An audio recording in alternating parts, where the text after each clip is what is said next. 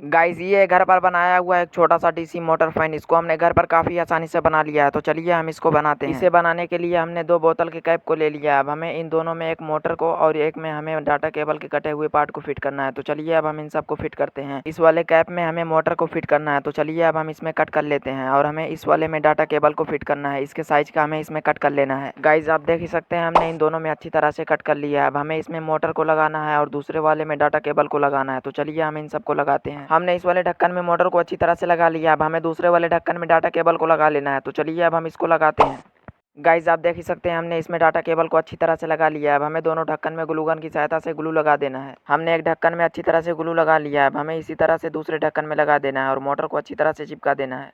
हमने मोटर को अच्छी तरह से चिपका दिया। अब हमें मोटर का और डाटा केबल का कनेक्शन कर लेना है। हमें डाटा केबल के एक वायर को मोटर के एक टर्मिनल के साथ कनेक्ट कर देना है। अब हमें इसी तरह से डाटा केबल के दूसरे वायर को मोटर के दूसरे टर्मिनल के साथ कनेक्ट कर देना है। हमने इसका कनेक्शन कर लिया। अब हमें बोतल के दोनों ढक्कन को अच्छी तरह से चिपका देना है। हमने इसको फेविक्विक की सहायता से अच्छी तरह से चिपका दिया है। अब हमें इसमें एक छोटी सी पंखी लगा देना है। अब हमारा फैन बन करके तैयार हो चुका है।